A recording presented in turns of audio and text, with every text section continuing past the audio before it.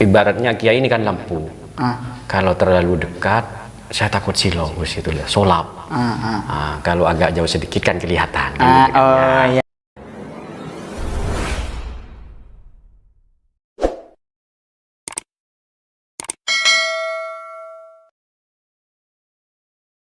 Assalamualaikum warahmatullahi wabarakatuh. Waalaikumsalam warahmatullahi wabarakatuh. Masih stay tune di channel YouTube Arufah Official. Kali ini kita akan ngobrol santai lagi dengan salah satu alumni tersepuh, agak sepuh lah ibaratnya. Luar biasa ya. Ini datangnya ya tidak begitu jauh, di utara Al-Qadiri sih. Utara terus sedikit ke timur, yaitu termasuk Sukowono. Beliau adalah Bapak Fatur dan salah satu dosen di Yaikot Al-Qadiri. Langsung saja kita akan menyapa dan berbincang menyapa beliau. Assalamualaikum Pak. Waalaikumsalam warahmatullahi wabarakatuh. Bagaimana kabarnya? Alhamdulillah sehat walafiat. Begini Pak, iya. Perjalanan Ustadz Fathur Rahman, awal mulanya yaitu perjalanan kok bisa menjadi santrinya guru kita Kyai Haji Unza Kisah, itu kejadiannya di mana dan bagaimana Pak? Ya, mungkin juga hampir sama dengan sebagian yang lainnya. Jadi tidak kenal Al-Qadiri awalnya, tetapi kebetulan mbak saya itu sekolah di MTS 2 yang dulu tempatnya di Mandua. Itu sekolah selama sampai naik kelas 2. Karena sekolahannya pindah ke Selau, mbak saya akhirnya pondoknya pindah ke Al-Qadiri. Sebelumnya mondok di Zainab Siddiq. Karena kebetulan keluarga memang dengan orang tua 4 orang, kakak saya itu ada di Al-Fatah di santrinya gitu ya, 4 orang. Karena mbak saya di sini kelas 2, saya juga di sini akhirnya. Mbak saya kelas 3, kemudian saya kelas 1 MTS gitu. Jadi tidak kenal sama sekali gitu. Tidak tahu menahu tentang Al-Qadiri lah. Yang saya tahu cuman MTS gitu aja. MTS 2 itu kan memang MTS favorit ya. Ya, dari dulu lah ibaratnya. Iya, dari dulu. Sebelum adanya MTS Al-Qadiri. Iya. Terus bagaimana Mas? Ibaratnya kok bisa langsung ke Jember ini gimana? Ibaratnya yang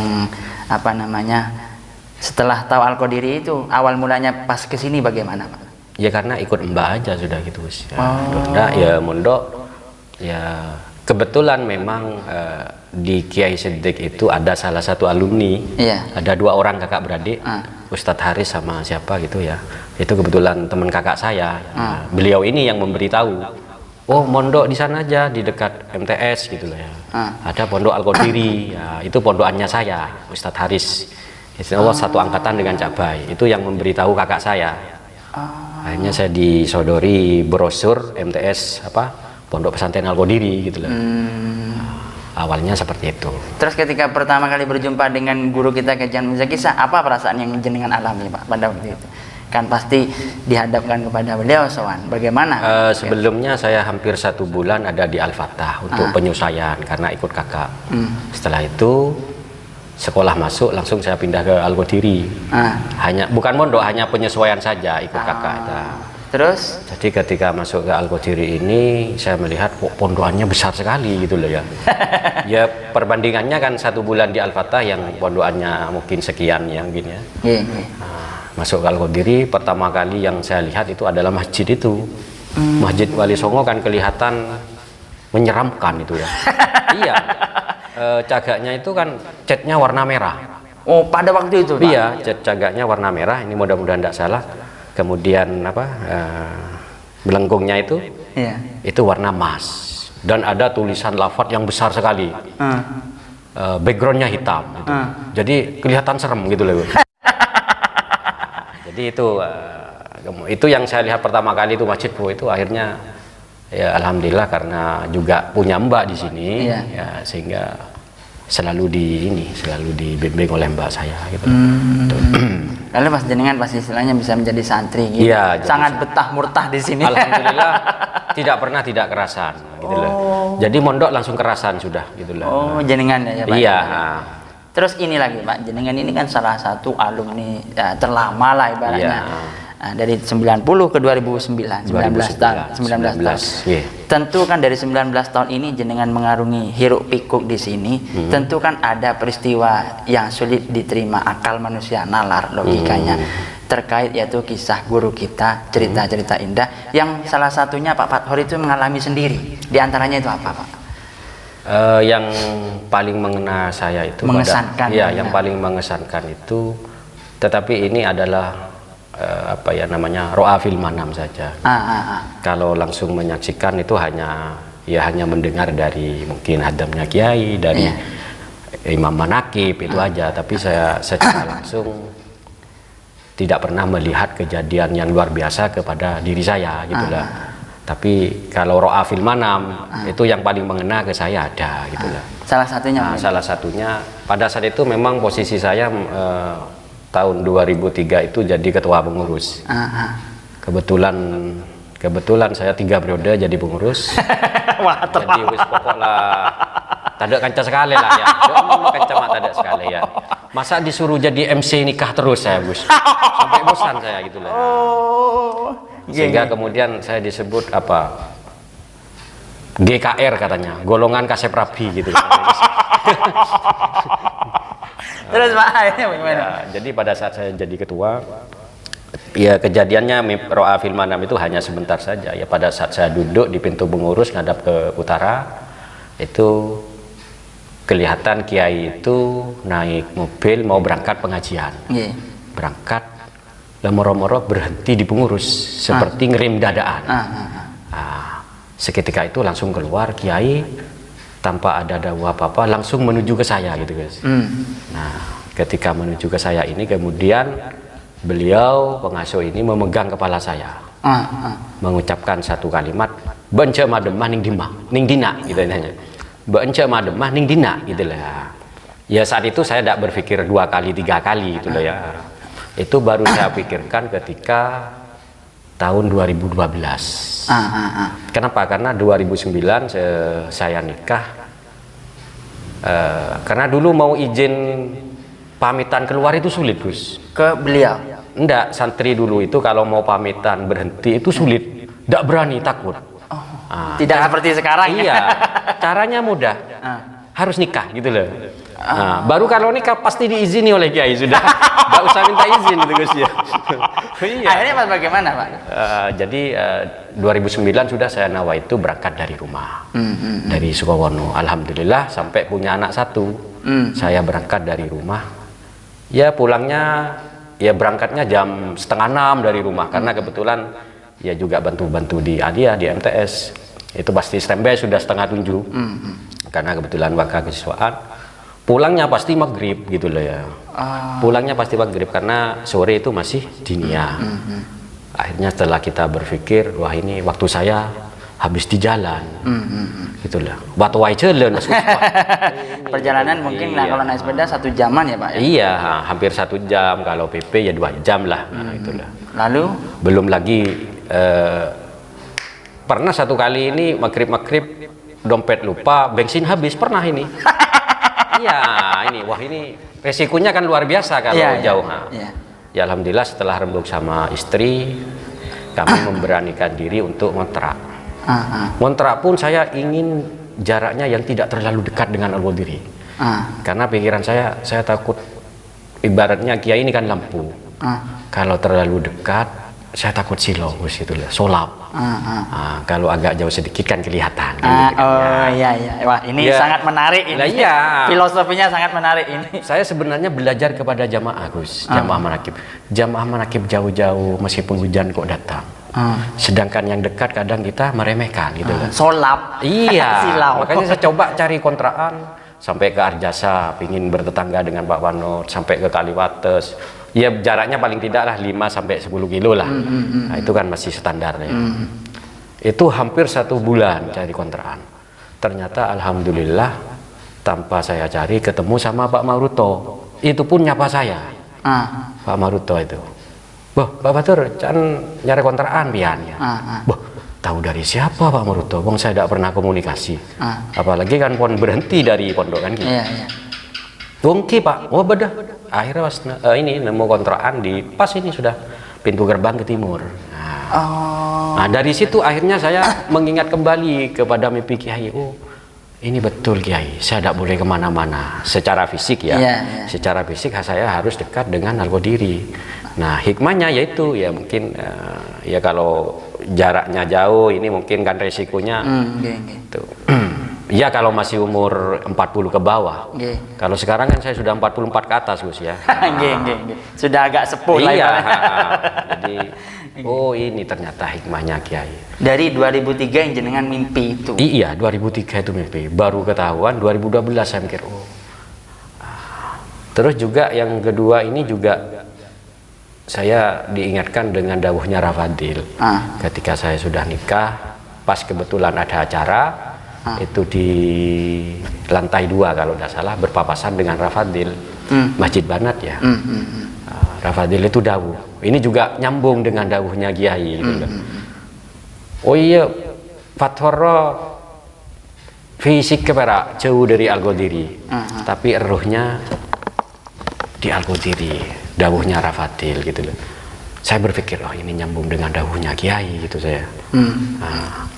Jadi ini yang mungkin jadi pelajaran bahwa ya mungkin selama mondok kita tidak neteni apa yang didawuhkan Kiai, ternyata ada hal-hal yang kelihatannya kita sepelekan, justru itu sebenarnya menjadi petunjuk.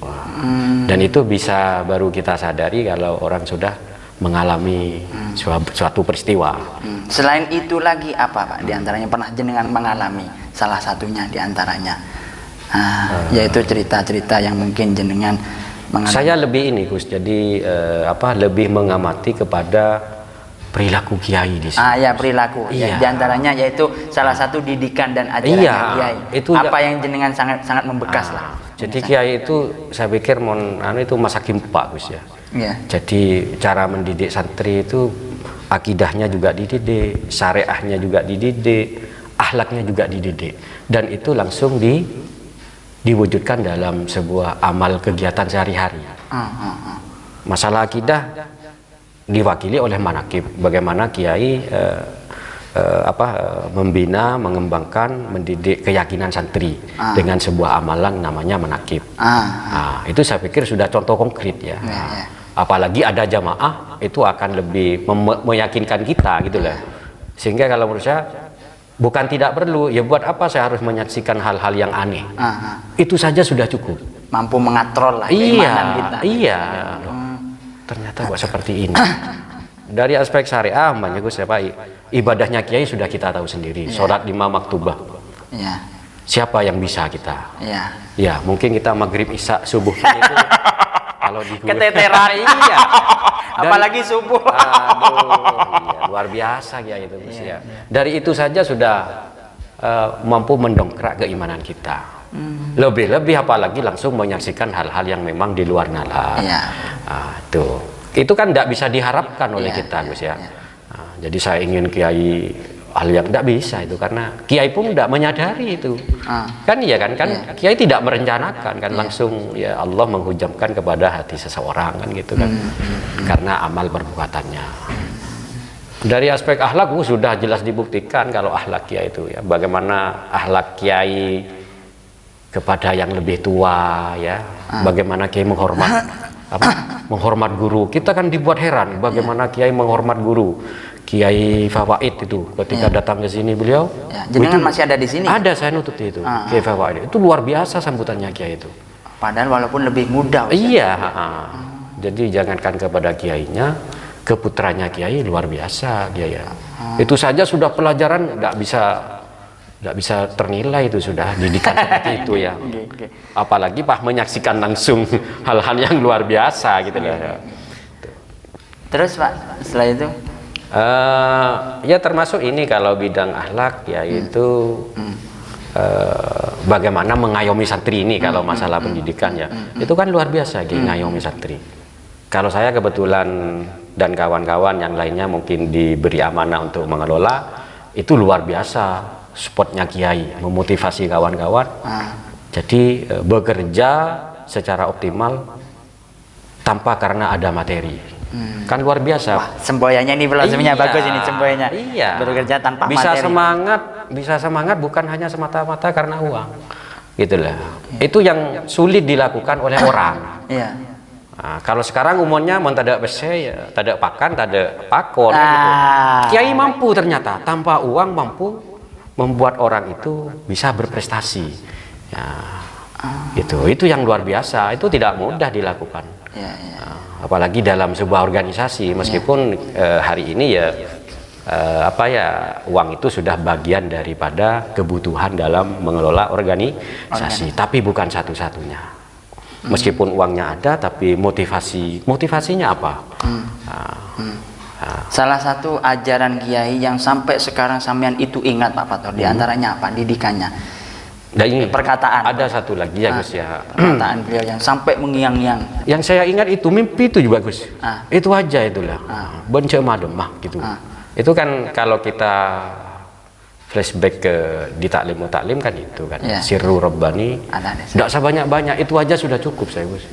Ternyata rahasia rahasia Tuhan itu bisa melalui lisannya seorang guru. Terus katanya ada satu lagi ini ya. Kebetulan dengan Kiai Zainul, Ustadz Zainul ini kami mau menghatamkan kitab hikam dengan Ustadz Zainul. Sebelum biasanya kita matur ke Kiai. Ketika matur, kita apa Recong? Saya lupa apa pakai bahasa Madura, apa pakai bahasa Jawa, beliau saya lupa ya. Kalau tidak salah kalau ke Ustadz Zainul pakai bahasa Jawa biasanya Kiai itu. Jawa. Kitab hikam Kiai. Oh iya, ada tangkel lebih. Loh itu saya kaget. Ketika Kiai Zainul, Ustadz Zainul itu nyodorkan hikam, mau ngatamkan kitab hikam sama kawan-kawan, jawabannya Kiai sederhana. Loh iya, ada tangkel lebih. Jadi saya. Iya. Setelah kita mengaji ya, saya tidak ingat apa sudah hatam atau tidak ya, karena ngajinya malam ya. Ingat itu sudah ya. Sudah beberapa lampau. Karena boleh bawa bantal ngajinya kalau malam itu. Banyak bolongnya berarti. Iya. Terus Pak. Kenapa Kiai kok bilang hikam ini adalah baju saya? Ternyata di dalamnya itu banyak pesan-pesan yang sudah disampaikan dan diamalkan oleh Kiai. Di antaranya kan masalah musibah. Itu kan dalam berbagai kesempatan Kiai pasti berdoanya itu sudah ada musibah, mudah-mudahan. Di kitab Al-Hikam kan diungkap itu bagaimana sikap kita ketika menghadapi sebuah musibah, tawakal dan lain sebagainya. Oh ini ya. Pertanyaan saya Gus apa? Loh kapan Kiai bacanya gitu loh. Waktunya kapan? Lah itu loh kok sudah berani dawuh Kiai ini baju saya ya. Gitu loh. Sempat terngiang gitu ya Pak. Iya loh. Kapan bacanya? Wong Kiai maghrib berangkat, pulang langsung ngimami. Subuh bangun jam 10 nemuni tamu Gus ya. Loh kapan buka kitabnya gitu loh. Istilahnya untuk mutolaah. Iya, kapan mutolaahnya gitu loh. Maksud saya seperti itu. Dan itu baru kalau tidak salah itu mungkin pertama ya. Ada sebuah hataman matur ke Kiai kitab hikam. Kalau kitab-kitab yang lain mungkin sudah biasa kayak mungkin Durratun Nasihin, Riyadhus Shalihin. Lah ini mungkin baru ya. Bagi saya ini baru dan sebelum-sebelumnya tidak ada hataman kitab hikam itu. Jadi saya kaget ketika Kiai Dawo ini baju saya. Wali basi. Iya, ternyata setelah saya baca banyak pesan-pesan yang sudah disampaikan Kiai setiap malam Rabu, setiap malam Ahad. Itu banyak yang tercantum di kitab Al-Hikam. Iya. Lebih-lebih ketika Kiai manakiban jamaah itu kan banyak yang pesan-pesan yang disampaikan. Ya pertanyaan kapan Kiai ngajinya gitu loh maksud saya. Pertanyaannya panjenengan ya Pak. Iya, waktunya kapan? Saya mencoba untuk logis saja Gus. Secara waktu kapan Kiai itu itulah. Dan dari segi umur pada waktu itu sudah 50-an lah Ibu. Iya, seperti saya juga sudah kan malas sudah buka kitab. Karena ada kewajiban lain ya. Kefarduan yang lain. Iya, gitulah. Jadi itu yang mungkin diantaranya itulah Gus ya. Saya lebih kepada ini bagaimana Kiai itu mengelola, membimbing anak-anak ya dari aspek akidahnya, syariahnya, akhlaknya. Kalau keilmuan saya pikir Kiai sudah tidak perlu diragukan. Maksudnya giroh Kiai untuk pentingnya ilmu itu luar biasa. Kan tidak pernah kenal lelah. Iya. Bahkan sampai punya jargon asyarah la bin nasab walakin bita'ab. Punya jargon seperti itu ya. Sampai terakhir ini ketika IAI Al-Qadiri ini mau nambah prodi, kita butuh. Lah ini perjuangan Kiai sampai ke sana. Masalah pendidikan, maka tidak perlu dilakukan kalau sudah pendidikan Kiai itu. Ya. Terus bagaimana? Kita membutuhkan uang kalau tidak salah itu 1,2 M. Hanya untuk syarat bahwa kita punya dana talangan. Sampai gitu. Iya, mau pinjam di mana kita ini? Uang stekot kan mahasiswa kita kan banyak yang ini ya. Beasiswa. Biasa sudah. Ya. Terus bagaimana? Telat-telat mau kemana ini? Ya alhamdulillah Pak Rektor Kusmat ini matur ke Kiai bersama-sama, akhirnya kita dipinjami. Yang membuat saya terharu dan simpati, Kiai sendiri yang mengawal ke bank. Apa tidak bisa Kiai nyuruh Gus Nur, Gus Helmi yang mungkin dipercaya, tapi Kiai sendiri yang mengawal. Begitu begitu semangatnya Kiai untuk alih status ya, jadi sekolah tinggi menjadi institut itu, sampai mengawal sendiri ke bank. Kebetulan saya dengan Kusmat yang diajak oleh beliau. Sampai segitunya? Iya, sampai beliau dawuh. Dan kok lemare urusan stekot pokok didirikan selesai lemare. Ternyata ki butuh benda aja.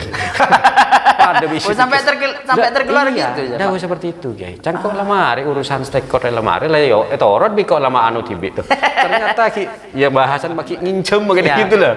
Lah ini sampai ke sana gitu loh. Jadi Kiai itu kok mampu gitu loh, maksud saya berpikir seperti lah, masa seorang kiai harus ke bank hanya gara-gara hal sepele lah ibaratnya. Iya, ini kan luar biasa saya pikirku sih. Jadi hal-hal yang lo itu beda sudah, itu pasti akan substansinya. Iya, pasti membuat motivasi. Hal yang sepele sepertinya tapi membuat kita semangat gitu loh. Ya, maka modal utama itu sebenarnya bukan uang. Tapi bagaimana secara ada motivasi internal sehingga kita bisa berbuat untuk yang lebih baik terhadap pekerjaan kita, profesi masing-masing. Iya. Terus ini Pak lagi Pak, yang terakhir pesan-pesan Pak Fathor, Ustadz Fathor kepada para jamaah manakib, imam manakib, lebih-lebih kepada para alumni Al-Qadiri dan santri Al-Qadiri. Harapan Ustadz Fathor kedepannya bagaimana? Ya. Di kalangan alumni itu ya saya melihat memang ya banyak diskusi lah terhadap bagaimana pengembangan pondok pesantren kita Al-Qadiri ke depan. Saya sebagai alumni harus tetap optimis. Optimisnya apa? Optimisnya adalah masa hampir setiap detik Kiai doa. Untuk siapa? Bukan hanya untuk Al-Qadiri. Alumninya, jamaahnya, bahkan umat Islam seluruh dunia, khususnya terhadap pengembangan pondok pesantren kita. Masa setiap detik Kiai doa tidak ada yang diterima? Ayo kita optimis gitulah. Kalaupun ada hal-hal yang mungkin sifatnya kekurangan, itu jangan dijadikan hal untuk kemudian kita pesimis. Karena ada beberapa kawan-kawan juga gimana ini Al-Qadiri ini. Saya yang membuat saya optimis adalah doanya Kiai. Ya, karena Kiai itu kan bukan hanya harismatik, Gus. Kalau harismatik jelas sudah ya. Kalau harismatik ini biasanya karena memang sudah pembawaan ya. Dari kecil itu sudah lihat wajahnya itu kelihatan sudah ya. Cara dawuhnya itu harismatik biasanya seperti itu. Ya ini kan juga demokratis ya. Jadi memberikan. Saya tahu betul karena sering ke Kiai selama 9 tahun ya, berbicara tentang santri, itu luar biasa. Memberikan wewenang kepada pengurus ini, ya sudah, mbak saya lebih paham ya antum a'lamu bi umuri dunyakum. Nah, itu kan demokratis. Termasuk juga visioner Kiai itu ya. Kiai kan kadang-kala melampaui apa yang kita pikirkan. Yang lain belum berpikir ya, tapi Kiai sudah berpikir setikes, berpikir stekot untuk mendirikan. Pengelola tingkat menengah ke bawah itu masih belum berpikir ngelola ini aja seperti ini masih ya, ini kok masih mau ditambah perguruan tinggi. Nah ini namanya visioner ya, ke depan sudah Kiai gitu. Maka untuk kawan-kawan alumni, ayo kita tetap optimis. Saya meyakini bahwa doa Kiai setiap hari yang mendoakan Al-Qadiri, alumni dan lain sebagainya, saya optimis itu diterima. Itulah. Karena setiap hari, setiap detik. Ya, tidak berhenti. Iya, masa tidak ada yang diterima satu? Iya. Apalagi dengan berjamaah, ya, jamaah Jumat Manis. Kan 40 orang sama dengan satu wali katanya Gus Nur itu. Bukan kata saya, Pak. Katanya hadis itu, Pak. Terus bagaimana? Terus? Ya, mari optimisme kita wujudkan dengan apa yang kita bisa bantu untuk Al-Qadiri. Ya, dari aspek pendidikan, mari kawan-kawan alumni yang punya kemampuan, punya waktu 1 minggu 1 kali, ayo datang kalau ingin membantu mengajar. Itulah. Yang punya kelebihan materi, monggo ya. Menjadi donatur. Menjadi donatur. Itu ya. Tergantung kemampuan masing-masing. Yang kebetulan menjabat, ya silakan, dengan posisinya bisa digunakan untuk membantu Al-Qadiri. Saya pikir sudah juga banyak kawan-kawan yang seperti itu. Ada Pak Ridwan di Banyuwangi, yang adik Pak Samsul itu yang di Diktis itu juga banyak membantu kita untuk pengembangan IAI Al-Qadiri itu ya. Itu luar biasa juga. Jadi intinya kalau di pesantren kan katanya santri itu jangan berharap apa yang diberikan oleh pesantren, tapi apa yang kita berikan kepada pesantren. Itu bukan hanya berlaku hanya di dalam, tetapi juga bagi kita sebagai alumni. Sangat mengena sama sekali. Iya, alhamdulillah. Oke, jangan lupa ini ya, untuk dukung selalu channel Ar-Rufa Official. Jangan lupa like, comment, share, and subscribe. Pemaparan beliau, Insyaallah. Pemaparan beliau yang sangat super, luar biasa itu tentang pendidikan dan karakteristik kiai sebagai pendidik, bahwa seorang guru itu bukan hanya mampu mendoakan saja, tapi mampu mengayomi dan mendidik. Dan juga serta seorang guru itu digugu dan ditiru. Kiranya itu saja yang bisa saya sampaikan, kurang lebihnya saya mohon maaf. Wassalamualaikum warahmatullahi wabarakatuh. Waalaikumsalam warahmatullahi wabarakatuh.